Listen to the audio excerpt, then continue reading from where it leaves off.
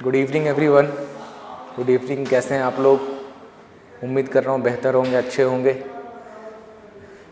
आज आप लोगों का क्लास मतलब 2-3 दिन जो क्लास नहीं हो पाया था, गैपिंग हो गया था, कुछ टेक्निकल इशू हो गया था हम लोगों का यहाँ पे, इसकी वजह से क्लास नहीं हो पाया था। आज से क्लास आप लोगों को रेगुलर मिलेगा, है ना?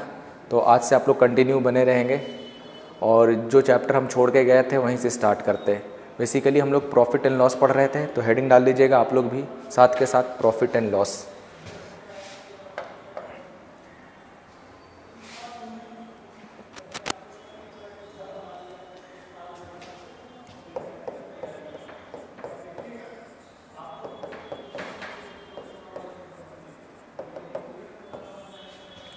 प्रॉफिट एंड लॉस, लाभ तथा हानि। और लाभ तथा हानि में हम लोग एक टाइप कर रहे थे। लास्ट क्लास में मैंने बताया था आपको line method question. Next type होगा आपका टाइप 7 लाइन मेथड क्वेश्चन।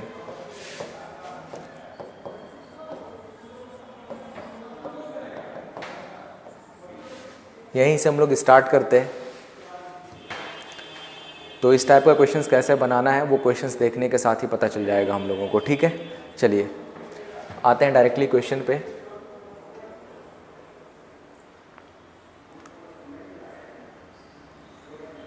ऐसे ये लास्ट क्वेश्चन मैंने बता चुका हूँ आपको पुराने वीडियोस में, लेकिन फिर से मैं स्टार्ट करते हैं इसी क्वेश्चंस के साथ हम लोग, है ना? चलिए क्वेश्चन है आपकी स्क्रीन पे कि एक व्यापारी के पास कुछ निश्चित चॉकलेट है। उसने चॉकलेट के 2/3 भाग को, जब भी इस टाइप का सवाल हो, जब भी चीज़ें फ्रैक्शन में दी जाए, समझना हाँ, जब भी चीज़ें फ्रैक्शन में दी जाए तो हम लोग इस्तेमाल करने वाले हैं लाइन मेथड को। तो बोला जा रहा है कि 2/3 भाग को 15% लाभ पाकर बेच दिया है।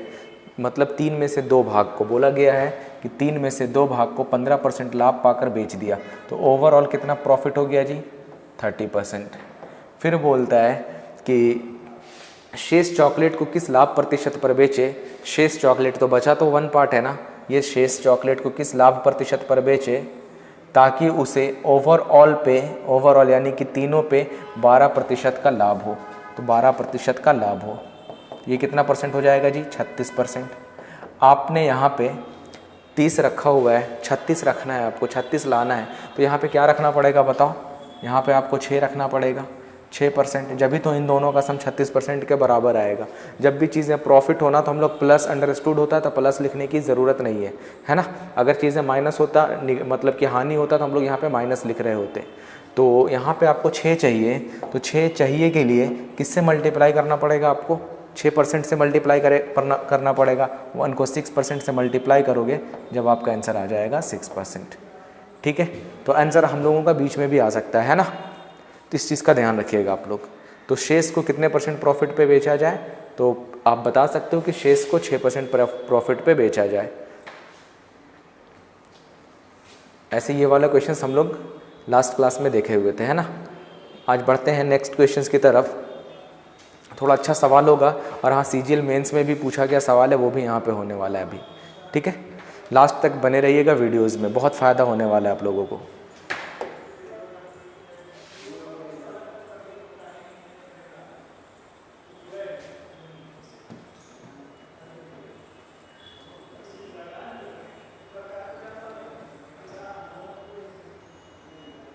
ऐसे ये वाला भी क्वेश्चन लास्ट क्लास में हो चुका था, है ना? आगे बढ़ते हैं हम लोग नेक्स्ट क्वेश्चंस की तरफ। चलिए, एक व्यक्ति 561 वस्तुएं 3200 रुपये में खरीदता है। कुल वस्तुओं का 5/11 भाग 27% हानि पर बेच देता है। अब बचे हुए को कितने लाभ प्रतिशत पर बेचे कि पूरे सौदे में ना ही उसे लाभ हो ना ही हानि, है ना? तो स्टेटमेंट क्या बोल रहा है? एक चीज़ आप लोग ध्यान रखना कि अगर परसेंटेज दे करके परसेंटेज पूछा जाए तो वैल्यू का इस्तेमाल नहीं होता है। ये क्वेश्चंस को आसान बनाने का तरीका है। बेसिकली आपसे क्या पूछा गया है? 561 वस्तुएं 3200 रुपये में ख़रीदता है। इसका कोई यूज़ नहीं है हम लोगों का, क्योंकि आखिरकार आपसे पूछा क्या गया है? प्रॉफिट परसेंट पूछा गया है ना? तो इस टाइप के सवाल को फिर से उसी मेथड से बनाने वाले हम लोग कि 5/11 का मतलब होता है 11 में से 5 भाग, 11 में से 5 भाग को 27% हानि पे बेचा जाता है। हानि बोला है तो माइनस के साथ, ओके? तो 27 प्रतिशत हानि पे, तो 7 × 6 35, 5 दूना 10 और 3 13, यानी कि माइनस का 135% का लॉस हो गया 5 पे। फिर बोलता है कि रिमेनिंग को कितने प्रतिशत लाभ पर बेचे ताकि ना ही प्रॉफिट हो ना ही लॉस हो। इसका मतलब रिमेनिंग तो 6 बचा है, इसको कितने % पर बेचे ताकि ओवरऑल पे ना ही प्रॉफिट ना ही लॉस। ना ही प्रॉफिट ना ही लॉस का क्या मतलब है कि ज़ीरो है ना, नो प्रॉफिट नो लॉस का मतलब हो गया ज़ीरो, तो यहाँ पे हो जाएगा जी ज़ीरो। तो कितना हो गया यहाँ पे? ज़ीरो। आपको यहाँ पे ज़ीरो चाहिए तो यहाँ पे क्या रखना पड़ेगा आपको बताओ? यहाँ पे आपको क्या रखना पड़ेगा? 135 प्लस का, ठीक है, जब भी तो माइनस प्लस आपस में कटने के बाद ज़ीरो हो जाएगा। और आपने 135 यहाँ पे रखा, आपको यहाँ पे वैल्यू चाहिए, ये वाली वैल्यू चाहिए कि ये इस पे क्या हो रहा है प्रॉफिट %, तो 135/6, ठीक है, 135/6, 6 से 6 कैंसिल आउट हो जाएगा, 135 आ जाएगा, है ना। अब इसी को सॉल्व करके बता दो। 6 दूना 12, 15, 6 दूना 12, 30, 6 × 30, 22.5% आंसर ऑप्शन नंबर सी, 22.5% बिल्कुल करेक्ट जवाब है। नोट कर लीजिए आप लोग। जहाँ पे नहीं समझ में आए आप वीडियोस को फिर से देखिएगा, रिसाइकल मतलब पीछे करके, आपको सब कुछ समझ में आ जाएगा। और अगर कुछ ज़्यादा ही समझ में नहीं आया तो कमेंट बॉक्स में कमेंट करके ज़रूर बताएं कि सर यहाँ पे कुछ नहीं आया समझ में, फिर नेक्स्ट वीडियोज़ में मैं आपको समझा दूँगा। ओके, चलिए नोट कर लीजिए।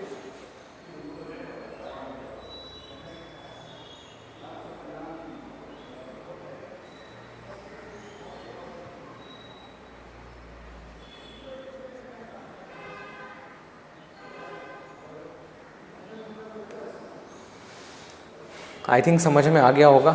चलो बढ़ते हैं हम लोग अगले सवाल की तरफ। नेक्स्ट क्वेश्चन है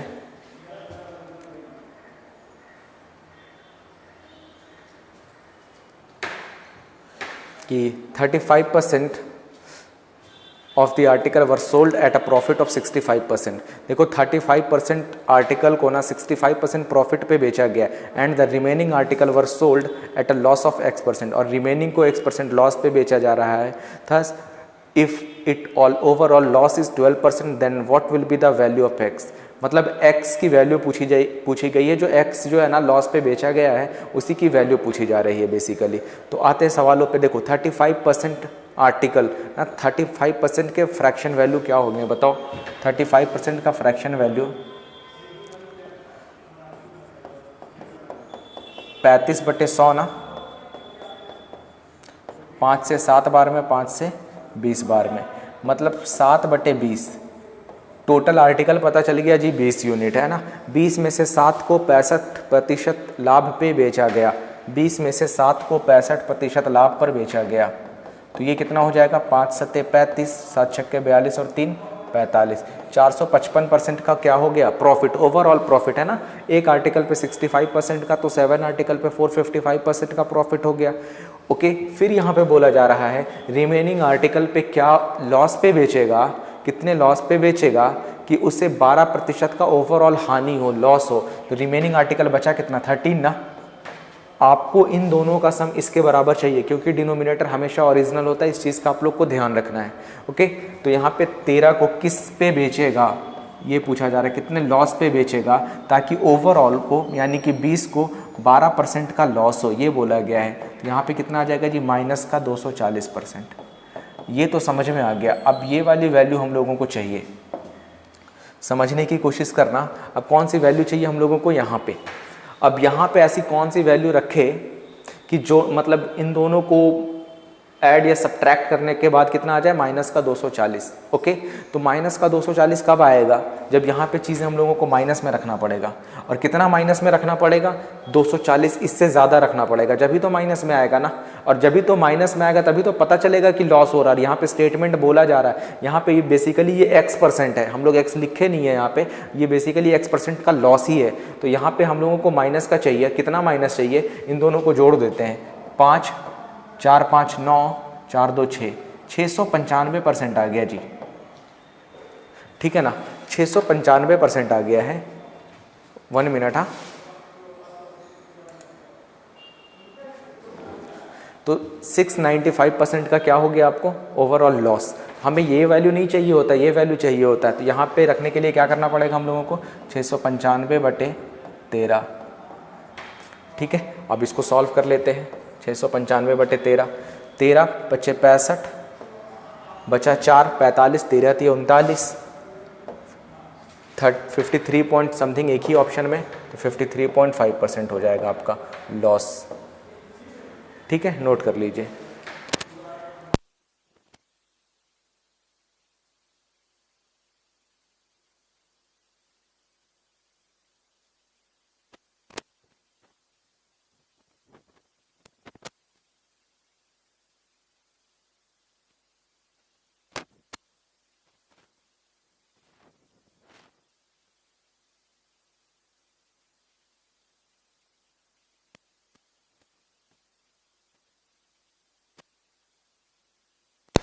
डन, समझ में आया आप लोगों को, कोई प्रॉब्लम है ना? बहुत ही सिंपल सवाल था। तो हम लोग जब भी देखो चीज़ें फ्रैक्शन में दी जाए, और आपको देखो इस सवाल में ना फ्रैक्शन में डायरेक्ट बोल के नहीं आया था। ये क्या है, 35% बोला गया, इसका मतलब ये 35% का फ्रैक्शन ही है ये 7/20।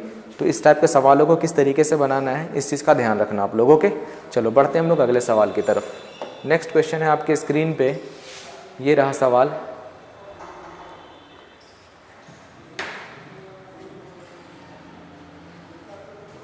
वन थर्ड है ना, कि 1/3 of the total of an article is sold at a profit of 15%, 1/4 at a profit of 20% and the remained part is at profit of 24%। अच्छा सवाल है ये, CGL मेंस में पूछा गया है। If total profit is 6240 rupees, find the cost price of the article. Cost price of the article चाहिए आपको, बताओ कितना होगा। 10 सेकंड का मैंने टाइम दिया आप लोगों को सोचने का, कि जब भी दो फ्रैक्शन आ जाए तो फिर किस तरीके से बनाना है। देखो यहाँ पे दो फ्रैक्शन आप बेसिकली देख रहे होगे, 1/3 देख रहे होगे, 1/4 देख रहे होगे। तो क्या करना है, चलो मैं ही बताता हूँ। 1/3 और 1/4 है, ओके। 1/3 यहाँ पे 1/4, तो जो भी डिनोमिनेटर होगा ना, 3 और 4 डिनोमिनेटर, उसका एलसीएम ले लो। उसका एलसीएम ले लो इसलिए ताकि काटने पीटने में आसानी हो जाए, है ना। 3 और 4 का एलसीएम ले लेते हैं। एलसीएम ऑफ 3, 4 कितना हो जाएगा ये, एलसीएम ऑफ 3, 4 12 के बराबर आ जाएगा, ठीक है ना। तो अब मान लेते हैं, let us consider article is 12। Total article कितना है जी, 12, है ना।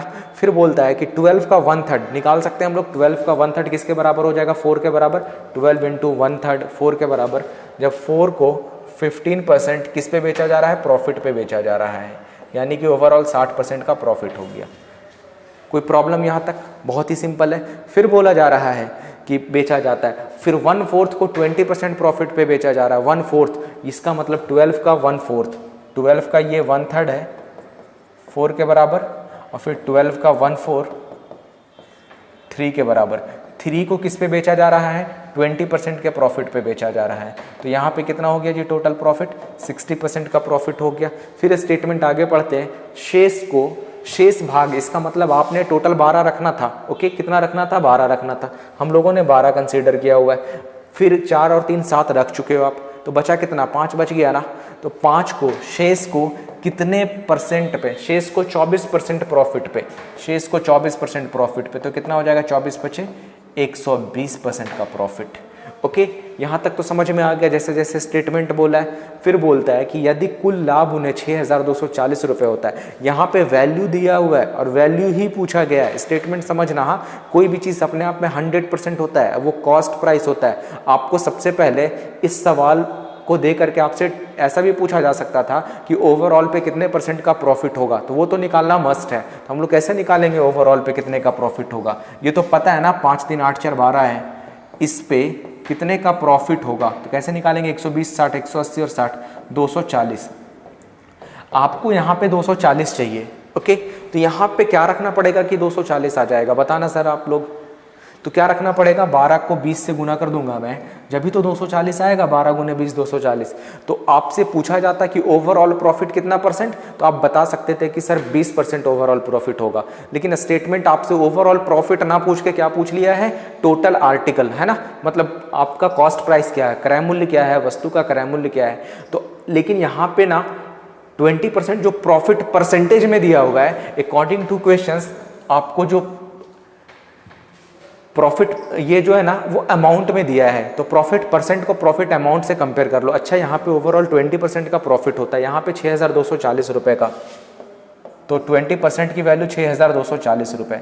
आपसे बेसिकली 100% पूछा जाता है, यानी कि कॉस्ट प्राइस पूछा गया है ना, तो आप कॉस्ट प्राइस 100% निकालना है आपको, तो 20% 6,240, तो 10% निकाल लो ना यहाँ से, 10%, इसका आधा कर दो तो 2 का 3 1 2, इसका आधा हो गया। आपसे 100% पूछा, 1 0 लगा दो दोनों साइड, तो यहाँ पे भी 1 0 लगा देते, 3 1 2 0 0, यानी कि आपका आ गया जी 31,200 रुपये। Option number D. बहुत ही शानदार सा सवाल था, तो 5 टाइम्स प्रैक्टिस लिख लो इस सवाल पे। देखो एग्जाम में इस टाइप का सवाल को प्रैक्टिस करके जाना, आप छोड़ के तो कतई नहीं जा सकते। अगर आप जा रहे हो तो फिर प्रॉब्लम है ना।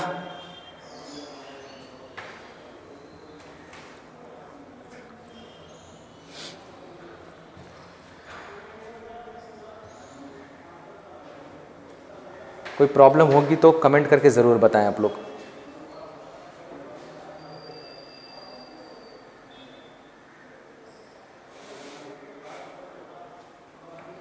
ठीक है, नोट कर लीजिएगा। अच्छा, अब इस टाइप का सवाल आएगा तो 1/3 1/4 या जो भी है, तो आप समझ जाओगे ना कि किस मेथड से करना है बेसिकली हम लोगों को। तो इस टाइप का जब भी सवाल आए तो ये समझना पड़ेगा आपको कि ये लाइन मेथड का क्वेश्चन है। हम लोग लाइन मेथड से बनाएंगे ना, इस मेथड से बनाएंगे तो सवाल बहुत ईजिली बन के आएगा। ठीक है, तो हाँ इस चीज़ का आप लोग ध्यान रखना। ओके, चलो अब बढ़ते हैं हम लोग नेक्स्ट टाइप 8। हेडिंग डाल लीजिएगा आप लोग, टाइप 8।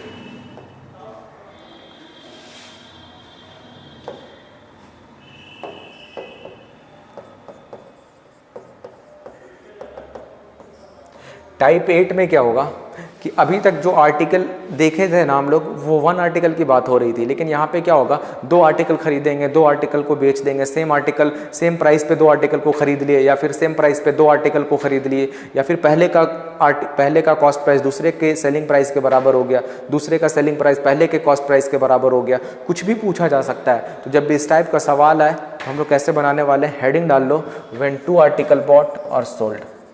व्हेन 2 आर्टिकल बॉट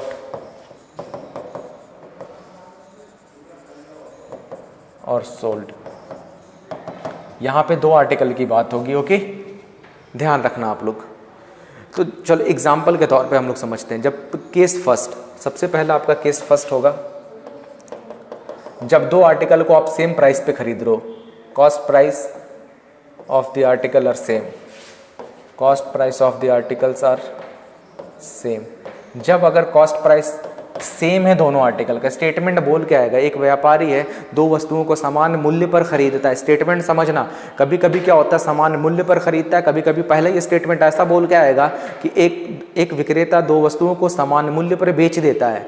तो इन दोनों का अंतर है, खरीदना है मतलब बॉट की बात है, यानी कि दोनों का कॉस्ट प्राइस बराबर है। जब इस टाइप का सवाल है तो हम लोग क्या करने वाले हैं, हम लोग सवाल देखने वाले हैं। अभी हेडिंग डाल लो, वैरायटी फर्स्ट, जब cost price of the article are same, जब सेम होगा तो किस तरीके से बनाएंगे, क्वेश्चन से हम लोग समझते हैं। पहला सवाल है आपकी स्क्रीन पे, फर्स्ट क्वेश्चन है कि एक व्यापारी 2 वस्तुओं को समान मूल्य पर खरीदता है। मैं अंडरलाइन कर रहा हूं, आप लोग को भी अपने वो पे क्वेश्चंस को लिखना है ना, क्वेश्चंस को लिख करके अंडरलाइन कर लेना। एग्जाम में आप जितनी बार लिखोगे वही चीज़ याद आएगा। अगर आप सोच रहे हो ना कि बस वीडियोस देख लेंगे और काम चल जाएगा, बिल्कुल नहीं, ऐसा नहीं होने वाला है। आपको क्वेश्चंस को लिखना पड़ेगा। जब तक आपकी नज़रों से गुजरना अलग चीज़ है, नज़रों से गुजरना और एक हाथों से गुजरना। नज़रों से जब भी गुजरेगा ना तो आपको लगेगा यार ऑप्शन बी भी हो सकता है, ऑप्शन सी भी हो सकता है। क्वेश्चंस तो जाना पहचाना लगेगा, बट ऑप्शन भी जाना पहचाना ही सा लगेगा। लेकिन जब हाथों से गुजर जाएगा ना तो आप ऑप्शन एलिमिनेट कर सकते हो।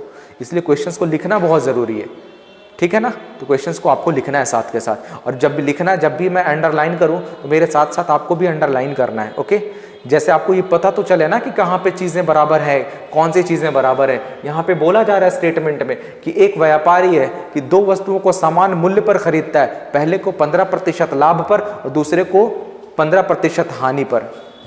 यहाँ पे स्टेटमेंट पहले को 15% लाभ पर, और ये वाला स्टेटमेंट रिपीट कर गया है, और दूसरे को 15% हानि पर बेच देता है। कुल लाभ अथवा हानि प्रतिशत ज्ञात करें। तो इस टाइप का सवाल जब भी आएगा तो हम लोग एक्स वैक्स मानने नहीं मानने वाले कि माना कि पहले वस्तु की कीमत x रुपए, दूसरे वस्तु की कीमत भी x रुपए, फिर x पे 15% का प्रॉफिट, फिर x पे 15% का लॉस, इस तरीके से बिल्कुल नहीं बनाने वाले। मैंने आपको पहली क्लास में बताया था कि ना ही मेरी क्लास में x मानना है, ना ही फॉर्मूले का इस्तेमाल करना है। और आप एक चीज़ नोटिस की होगी, जैसे मैंने परसेंटेज आपको स्टार्टिंग से लेकर के 8 पार्ट तक मैंने कराया, कहीं पर भी x का कोई वजूद नहीं था। और अभी प्रॉफिट एंड लॉस ये छठा पार्ट है, यहाँ पे भी कोई वजूद नहीं है। समझ रहे हो ना? तो हाँ, विदाउट एक्स कैसे सवाल को बनाना है ये जानना बहुत ज़रूरी है। तो देखते हैं सवाल बोलता क्या है, कैसे कैसे जो स्टेटमेंट बोलेगा ना, हम लोग उसी स्टेटमेंट के हिसाब से जानने वाले हैं। और ख़ास बात है प्रॉफिट एंड लॉस की, इसको आप प्रैक्टिकल लाइफ से कनेक्ट करके आप चीज़ों को बहुत आसानी से बना सकते हो, है ना। तो मान लेते हैं पहले आर्टिकल की कीमत 100 रुपये, इधर मैं लिख रहा हूँ कॉस्ट प्राइस। पहले आर्टिकल की कीमत 100 रुपये, तो दोनों आर्टिकल की कीमत 100 ही रुपये होगा, क्योंकि स्टेटमेंट बोलता है ना सामान्य मूल्य पर, मतलब जो मूल्य है ना दोनों का वो बराबर है। ठीक है, एक मिनट। हाँ, सामान्य मूल्य पर दोनों की मूल्य बराबर है। तो कॉस्ट प्राइस पहले का 100, दूसरे का 100।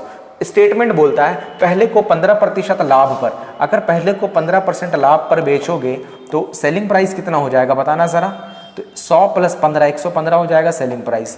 ठीक है, फिर दूसरे को 15% हानि पर, दूसरे को 15% हानि पर, तो 100 में से 15 घटाओगे तो 85 हो जाएगा। तो आपने दो आर्टिकल को कितने में खरीदा था? 100 + 100 200 रुपये में खरीदा था। दो आर्टिकल को 115 + 85 200 रुपये में बेच दिया, तो क्या हुआ आपका? प्रॉफिट हुआ या लॉस हुआ? 200 रुपये में खरीदा आपने, 200 रुपये में ही बेच दिया, इसका क्या मतलब है? ना ही प्रॉफिट हुआ ना ही लॉस हुआ। तो यहाँ पे लिख सकते हो no profit no loss, no profit no loss. और हाँ, जब भी इस टाइप का सवाल है तो ओरली करना है हम लोगों को, हाँ ना। 15 का प्रॉफिट 115, 15 का लॉस 85, 115 + 85 200, 200 का बेचा था और 100 200 में खरीदा था, मतलब no profit no loss. But ऐसा ज़रूरी नहीं है कि सवाल में इसी टाइप का सवाल, ओके। फ्रैक्शन में भी आ सकता है, जब भी फ्रैक्शन में आया तो हम लोग फ्रैक्शन का इस्तेमाल कर लेंगे। लेकिन एक और मेथड है इसका, जो मेथड मैं बताने जा रहा हूँ बहुत ही अच्छा मेथड है, उसी मेथड का अप्लाई करेंगे हम लोग चीज़ों को बनाने में। ठीक है, तो जब भी आपका कॉस्ट प्राइस बराबर दिया हो, स्टेटमेंट नोट पॉइंट डाल करके लिख लो आप लोग, हाँ, कि जब भी कॉस्ट प्राइस आपस में बराबर दिया गया हो तो हम लोग एवरेज निकाल देंगे ना, तो वहाँ से पता चल जाएगा कि प्रॉफिट हो रहा है या लॉस। क्या निकालना पड़ेगा हम लोगों को? एवरेज। और आपको पता है एवरेज क्या होता है? एवरेज होता है जी औसत। औसत होता है कि number of sum of the observation upon number of the observation. मतलब पहले पे 15 का प्रॉफिट, तो यहाँ पे मैं लिख रहा हूँ प्लस का 15, दूसरे पे 15 का लॉस, यहाँ पे माइनस का 15। तो नंबर ऑफ ऑब्जर्वेशन कितने आ गए? 1 और 1 2, तो 15 - 15 0/2, 0 के बराबर। अगर 0 आ गया तो इस स्टेटमेंट का मतलब ये है कि ना ही प्रॉफिट हो रहा है ना ही लॉस हो रहा है। कोई प्रॉब्लम? क्या निकालेंगे हम लोग? एवरेज। और ओरली एवरेज निकाल सकते हो आप। 15 का प्रॉफिट 15 का लॉस, 15 + 15 माइनस, आपस में कैंसल आउट, 0 आ गया आपका। जब 0 आया इसका मतलब है आपका नो प्रॉफिट नो लॉस। देखो, आपको वीडियो अच्छा लग रहा है तो शेयर करो यार। मैं आप लोगों के लिए आकर के यूट्यूब पे पढ़ा रहा हूँ, तो अच्छा लग रहा है तो आप लोग शेयर करो, दूर दूर तक पहुँचाओ लोगों तक, ताकि वो मेरे से जुड़ पाएँ और उनको भी कुछ फ़ायदा हो पाए। ऐसे स्पेशली मैं आप लोगों के लिए ही यूट्यूब पे आया हूँ। आप भी लोग प्रॉमिस किए थे कि सर यूट्यूब पे आप पढ़ाते नहीं हो, ऑफलाइन तो अच्छा खासा पढ़ा ही रहे हो, अब ऑनलाइन भी आ जाओ। तो आप लोगों के लिए मैं ऑनलाइन आया हूँ, तो ऑनलाइन आप लोगों का सपोर्ट चाहिए। और ऐसे बहुत बहुत शुक्रिया आप लोगों का कि सपोर्ट भी बहुत हद तक दे रहे हो, अच्छा लग रहा है। और भी मैं यूट्यूब पे ऐसे फ्री में वीडियोस बनाता रहूँगा। ठीक है, चलो बढ़ते हैं हम लोग अगले सवाल की तरफ। नेक्स्ट क्वेश्चन आपकी स्क्रीन पे,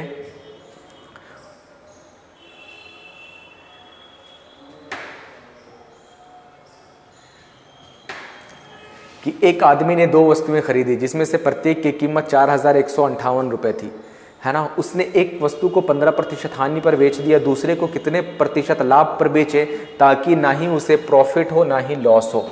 स्टेटमेंट समझो, फिर से वही स्टेटमेंट जो मैंने नोट पॉइंट डाल के लिखवाया था। अगर परसेंटेज दे करके परसेंटेज पूछा जाए, वैल्यू का कोई इस्तेमाल नहीं होता है। आपसे बेसिकली पूछा क्या है? परसेंटेज पूछा गया है, यही पूछा गया है ना, कितने प्रतिशत के लाभ पर बेची जाए। कितने प्रतिशत लाभ पर बेची जाए।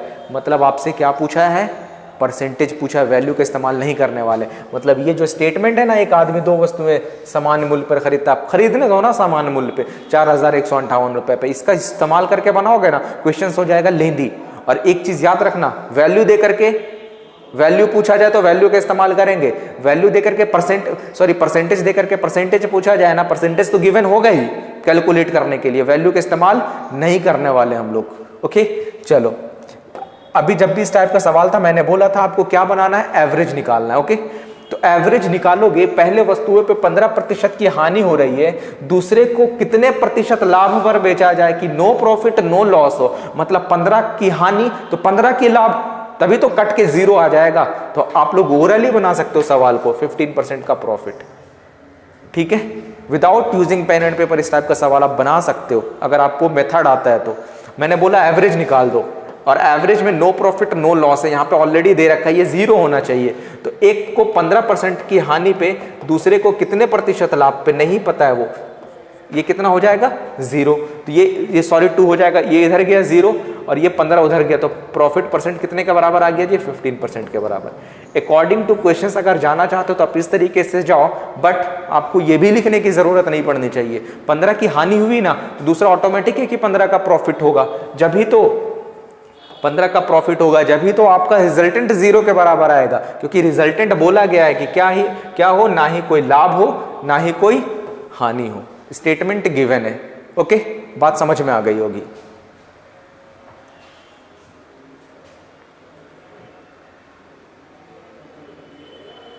कोई प्रॉब्लम तो नहीं है। चलो बढ़ते हैं हम लोग अगले सवाल की तरफ।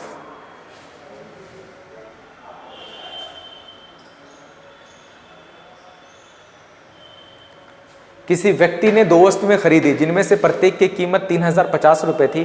उसने एक वस्तु को 13% लाभ पर, दूसरे को 25% लाभ पर बेच दिया। उसने कुल कितने प्रतिशत का लाभ कमाया। देखो फिर से वही स्टेटमेंट, परसेंटेज दिया गया है, परसेंटेज पूछा जा रहा है, वैल्यू का इस्तेमाल नहीं करने वाले अपन लोग, नहीं करेंगे यहाँ पे भी।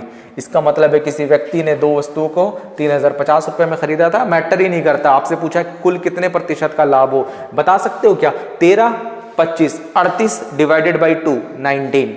Answer option number C. आप ओरली भी सवाल को कर सकते हो, लेकिन यहाँ पे मैं लिख देता हूँ आपके लिए। एवरेज निकालना है जी, 13% का प्रॉफिट, 25% का प्रॉफिट डिवाइडेड बाई 2, 13, 25, 38 बटे 2 बोले तो 19% का प्रॉफिट, 19% का प्रॉफिट ओवरऑल। देखो प्लस का साइन आ गया, इसका मतलब प्रॉफिट है, माइनस का साइन आ जाता है इसका मतलब लॉस है।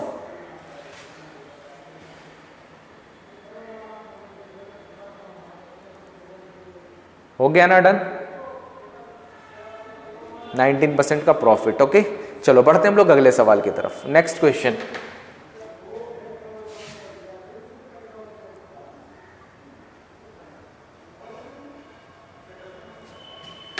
किसी व्यक्ति ने 3 वस्तुएं, देखो अब वहां पे 2 था ना, यहाँ पे 3 है, कोई मैटर नहीं करता, 3 वस्तुएं खरीदे जिनमें से प्रत्येक की कीमत 3000 रुपए थी। इस स्टेटमेंट, इससे आप ये अंदाजा लगा सकते हो कि 3000 रुपए प्रत्येक की कीमत थी, मतलब सभी का कॉस्ट प्राइस बराबर था। स्टेटमेंट का मतलब है all cost price are equal, और 3000 से कोई मतलब नहीं है, क्योंकि आपसे परसेंटेज पूछा गया है, मैटर करता ही नहीं। फिर बोला है कि उसने उस वस्तुओं को क्रमशः 15% लाभ पर, 10% लाभ पर और 15% हानि पर बेच दिया। क्या बोला, एवरेज निकालो ना आप।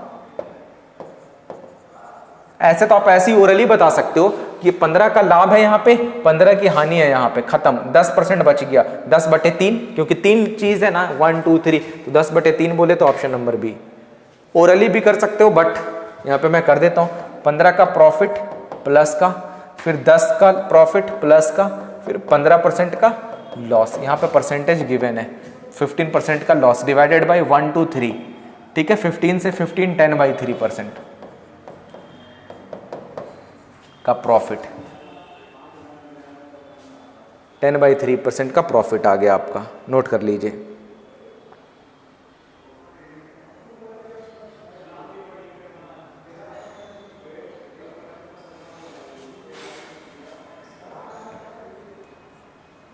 हो जाएगा, इस टाइप का सवाल आया जब भी।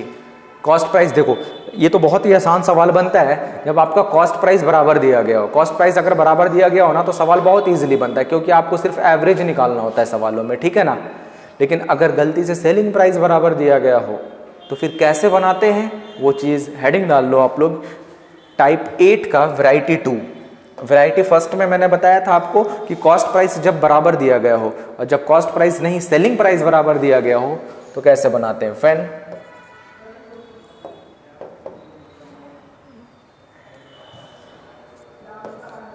Variety 2, when selling price are equal, when selling price of the article are equal, जब बराबर हो, जब सेलिंग प्राइस आपस में बराबर हो तो कैसे करते हैं ना, सवाल को समझने की कोशिश करते हैं हम लोग। मान लेते हैं पहले का 20% प्रॉफिट हो रहा है, एक आर्टिकल पे 20% का प्रॉफिट हो रहा है, मतलब 20% का प्रॉफिट हुआ। दूसरे आर्टिकल पे मानते हैं कि 10% का प्रॉफिट हो रहा है, ठीक है, 10% का प्रॉफिट हुआ। तो आपको क्या करना है, दोनों का ना, मतलब आप यहाँ से आप 20% का फ्रैक्शन निकाल लो, 10% का फ्रैक्शन निकाल लो, ठीक है ना। जैसे आप फ्रैक्शन निकालोगे तो यहाँ पे आ जाएगा 1/5, यहाँ पे आ जाएगा आपका 1/10, ठीक है। 20% का फ्रैक्शन वैल्यू, क्योंकि ये ज़रूरी नहीं है ना कि हमेशा आपका ये इंटीजर में ही हो, फ्रैक्शन में भी तो रह सकता है, तो हम लोग फ्रैक्शन से सीखने वाले हैं। तो माना कि पहले आर्टिकल का ये जब भी डिनोमिनेटर हो वही तो ओरिजिनल होता है। कॉस्ट प्राइस 1, पहले का कॉस्ट प्राइस 1 कितने के बराबर है, 5 यूनिट के बराबर, और एक का प्रॉफिट हो गया, मतलब सेलिंग प्राइस 1 किसके बराबर आ गया जी, 6 के बराबर आ गया। फिर दूसरे पे क्या है, कॉस्ट प्राइस 2 10 के बराबर, सेलिंग प्राइस 2 एक का प्रॉफिट हो गया यानी कि 11 के बराबर। यहाँ तक तो कोई प्रॉब्लम नहीं हुई होगी, है ना। 20% का fraction value 1/5, 5 cost price 1 profit selling price, 10 cost price 1 profit selling price, okay. अब क्या है कि दोनों आर्टिकल का क्या है, स्टेटमेंट पढ़ो, दोनों आर्टिकल का क्या है, सेलिंग प्राइस बराबर होना चाहिए। तो सेलिंग प्राइस को आपको क्या करना है, बराबर करना है। यहाँ पे आप नोटिस कर पा रहे होगे, यहाँ पे सेलिंग प्राइस 6 यूनिट है, यहाँ पे 11 यूनिट है। जो आप ले रहे हो ना वो ओरिजिनल तो बिल्कुल नहीं है, वो तो आपने यूनिट माना हुआ है ना अपने हिसाब से। यहाँ पे आप 100 भी मान सकते हो, 5 भी मान सकते हो, जो मान सकते हो, लेकिन सेलिंग प्राइस आपको क्या करना है, बराबर करना है। सेलिंग प्राइस बराबर करने के लिए यहाँ पे 6 यूनिट है, यहाँ पे 11 यूनिट है, यहाँ पे 11 से मल्टीप्लाई कर दो, यहाँ पे 6 से मल्टीप्लाई कर दो, जब भी तो 66 ये बन जाएगा और ये भी 66 बन जाएगा। यहाँ तक तो कोई प्रॉब्लम नहीं हुई होगी, ठीक है। और आपको ये पता चल गया कि यहाँ पे 11 से मल्टीप्लाई की हो तो एज इट इज यहाँ पे भी तो 11 से होगा, तो 11 से हुआ तो ये कितना हो गया जी, 55। और जब यहाँ पे आपने 6 से किया तो ये भी 6 से होगा, क्योंकि इधर की कहानी और इधर की कहानी बिल्कुल सेम है, इन दोनों की कहानी सेम है, इन दोनों की कहानी बिल्कुल सेम है, ठीक है। तो हमें ये पता चल गया कि दोनों का सेलिंग प्राइस बराबर आ गया। अब निकाल सकते हो प्रॉफिट और लॉस परसेंट। देखो ध्यान से, 55 और 60, 5 और 6 5 11, 115, और 66 और 66 132। अब तो निकाल सकते हो ना, 115 में खरीदे थे आप, 132 में बेच दिए, इसका मतलब 17 का प्रॉफिट हो गया 115 पे इंटू 100। अगर इस टाइप का सवाल है तो हम लोग इजीली प्रॉफिट परसेंट इस तरीके से निकालना पड़ेगा आपको, ठीक है। ये आपका वैरायटी 2 था, जब सेलिंग प्राइस आपस में बराबर हो, ओके। दूसरा मेथड है इसका,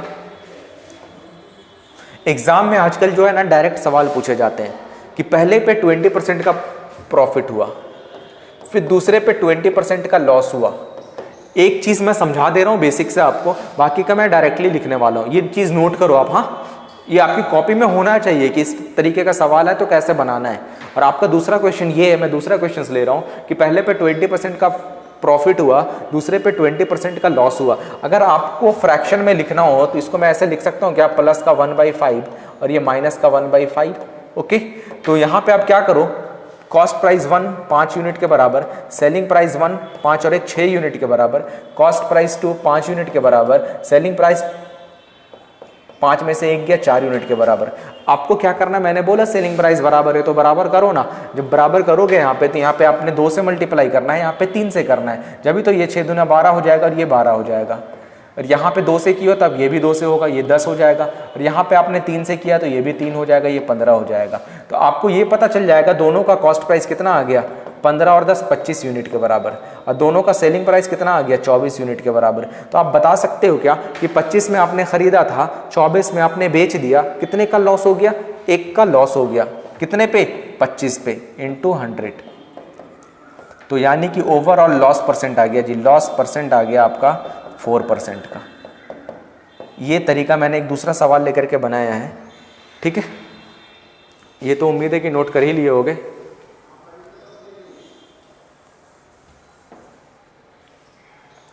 तो लॉस परसेंट कितने का आ गया जी? जब भी आर्टिकल किस तरीके का हो मालूम, जब भी 20% का प्रॉफिट हो, 20% का लॉस हो, तो फिर दूसरा मेथड है। एक तो तरीका मैंने ये बता दिया आपको, इसका एक शॉर्टकट अप्रोच ये है कि हमेशा आपका लॉस परसेंट निकल करके आएगा। क्या निकल करके आएगा? लॉस परसेंट निकल करके आएगा। लॉस परसेंट हमेशा हो जाता है x² / 100। याद रखिएगा, लॉस परसेंट हमेशा कितना हो जाएगा? x² / 100। x बोले, x इसलिए मैं टर्म का यूज कर रहा हूं ना कि x 20% का प्रॉफिट, 20% का लॉस, तो वही x के बराबर है। अकॉर्डिंग टू वैल्यू x से वो चीज है ना। तो यहां पे आप ये चीज लिख सकते हो, loss percent is equal to 20%, 20% / 100। 20 का स्क्वायर करोगे तो 400/100, 2 0 से 2 0 कैंसल आउट। आप डायरेक्टली निकाल सकते हो लॉस परसेंट 4% के बराबर। और आपके जेएसएससी के एग्जाम में उम्मीद है कि इसी टाइप का सवाल आएगा, बट आपको ये जरूरी कंपलसरी नहीं है बिल्कुल भी कि दोनों का वैल्यू सेम हो। जब वैल्यू सेम होगा ना, जब भी इस्तेमाल करने वाले इस चीज का ध्यान रखना आप लोग।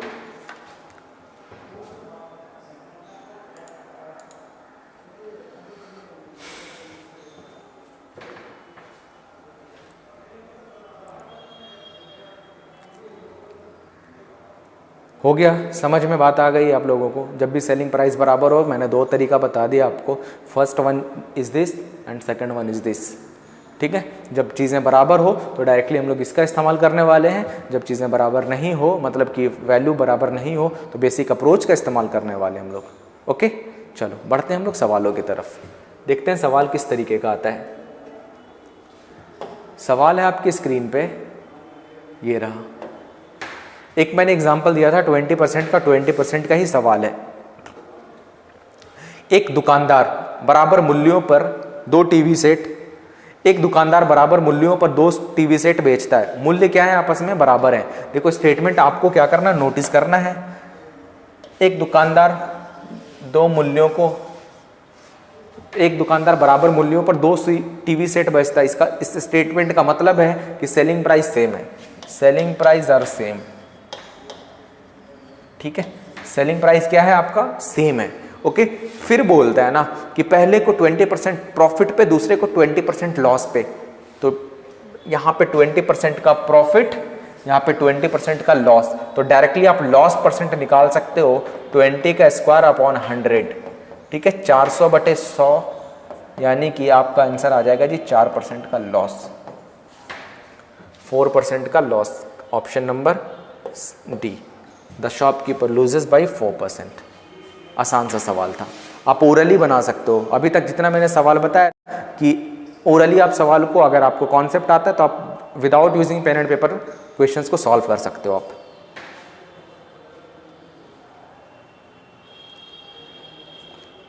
ठीक है, चलो बढ़ते हैं हम लोग अगले सवाल की तरफ। नेक्स्ट क्वेश्चन है आपकी स्क्रीन पे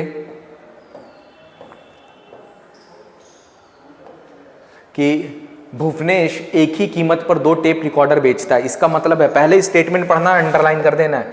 बेचता है, इसका मतलब है कि सेलिंग प्राइस बराबर है। उसने पहले को 10% लाभ पे और दूसरे पे उसी लेन देन में हानि होती है। देखो, एक पर उसे 10% का लाभ होता है, दूसरे पर उसे उसी लेन देन में 10% की मतलब उसी हानि होती है। इसका मतलब है 10% का लॉस होता है। फिर बोलता ओवरऑल ट्रांजैक्शन पे क्या इफेक्ट पड़ेगा। स्टेटमेंट अधूरा है। And on the other he loses in the transaction is, ठीक है। तो कितने का मतलब कि ओवरऑल पे क्या इंपैक्ट पड़ेगा। फाइंड लाभ अथवा हानि प्रतिशत ज्ञात करें। लाभ अथवा हानि प्रतिशत ज्ञात करें। लाभ होगा या हानि। फाइंड ओवरऑल प्रॉफिट और लॉस परसेंट। ओवरऑल प्रॉफिट और लॉस परसेंट, ये आपसे बेसिकली पूछा गया है। तो अभी 10-10 है ना, पहले पे जितने पे खरीदता था, मतलब 10% के प्रॉफिट पे उसी लेन देन में 10% की उसी की हानि होती है। इसका मतलब है 10 की हानि होती है। लॉस परसेंट आपका हो जाएगा डायरेक्टली 10 का स्क्वायर अपॉन 100, यानी कि 100/100 किसके बराबर? 1% के बराबर। वो आपका लॉस हो गया। तो ऑप्शन नंबर बी, 1% का लॉस।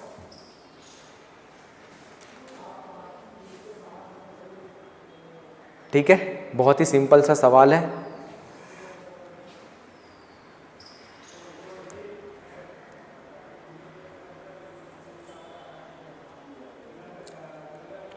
चलो बढ़ते हैं अगले सवाल की तरफ हम लोग।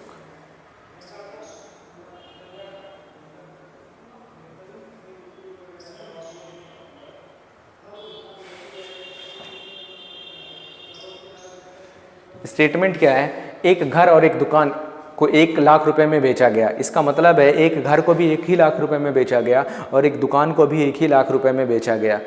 इस लेन देन में घर की बिक्री में 20% की हानि हुई जबकि दुकान की बिक्री में 20% का लाभ हुआ। तो पूरे लेन देन के परिणाम स्वरूप आपका आंसर किस में, अब आंसर पे नोटिस करना है, आपका आंसर किस में, वैल्यू में 1/24 लाख, 1/12 लाख, 1/18 लाख, ये आपका ना वैल्यू में है आंसर। तो वैल्यू में जब भी आंसर होता है तो क्या करना पड़ता है हम लोगों को, वैल्यू से कंपेयर करना पड़ता है। आपको पता है कोई भी चीज़ ओरिजिनल होता है 100%, वो कॉस्ट प्राइस के बराबर होता है। तो हम आपको बताए थे थोड़ी देर जस्ट पहले कि 20% का प्रॉफिट हुआ, 20% का लॉस हुआ, तो आप डायरेक्टली लॉस परसेंट निकाल सकते हो यहाँ से। लॉस परसेंट हमेशा लॉस ही होता है। कितने का लॉस, 20 का स्क्वायर बटे 100, यानी कि 400 बटे 100 बोला जाए तो 4% का क्या हुआ आपका लॉस। घर तथा मकान, दुकान तथा मकान पे 4% का लॉस हुआ। ठीक है, तो आप ये कर सकते हो यहाँ से 100% कितना होता है, कॉस्ट प्राइस के बराबर। कॉस्ट प्राइस 100%, लॉस हो गया आपका जी 4%, तो सेलिंग प्राइस कितना होगा 96%। आपसे पूछा क्या है, पूरे लोन लेन देन पे क्या हुआ, उसे 4% का लॉस हुआ है ना, लेकिन वैल्यू में हुआ है।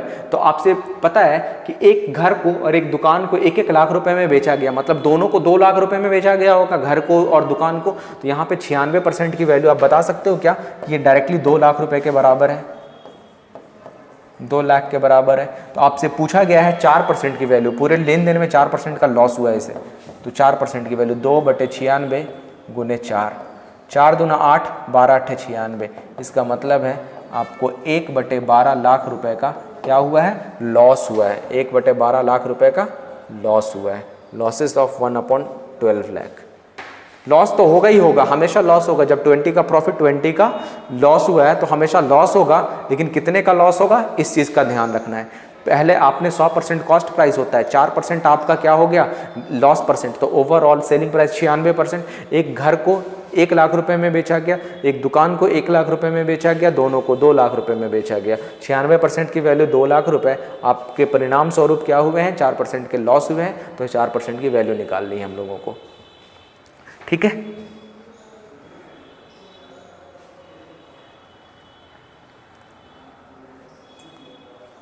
चलो एक और सवाल देखते हैं, आज का आखिरी क्वेश्चन। ऐसे उम्मीद है कि जितना अभी तक मैंने पढ़ाया है आपको समझ में सब कुछ आया होगा। ठीक है, चलिए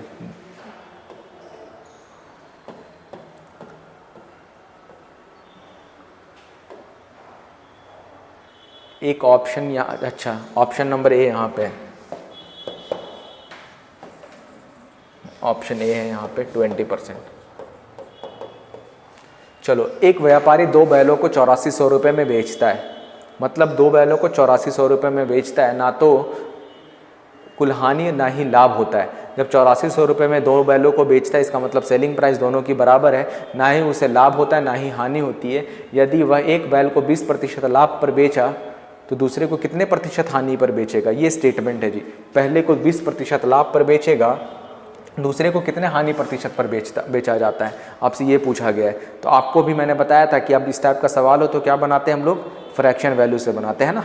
20% का प्रॉफिट हो रहा है, मतलब प्लस का 1/5, मतलब पहले का कॉस्ट प्राइस 5 रुपये, सेलिंग प्राइस कितना रुपये 5 और 1 6 रुपये।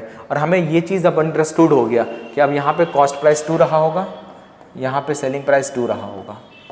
और ये अंडरस्टूड है कि अगर यहाँ पे 6 रुपये है तो यहाँ पे कितने रुपए होंगे 6 रुपये, क्योंकि दोनों का सेलिंग प्राइस क्या होना चाहिए बराबर।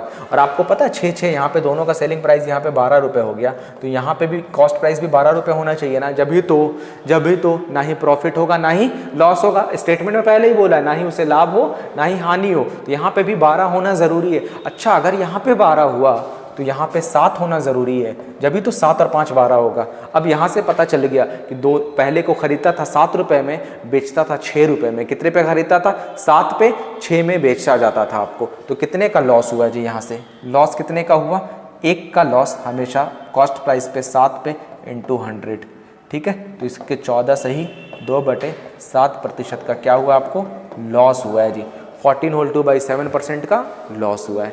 तो ऑप्शन नंबर आपका टिक हो जाएगा जी सी। अच्छा सवाल था ये इनडायरेक्ट क्वेश्चन था ना, हमेशा आपसे डायरेक्टली दे दिया जाता है। ये दोनों ये गिवन होगा, आपसे ये वाला पूछा जाता था। इस सवाल में क्या दिया था, ये दिया था, ये अंडरस्टूड था कि पहले का सेलिंग प्राइस 6 है तो दूसरे का सेलिंग प्राइस 6 ही होगा।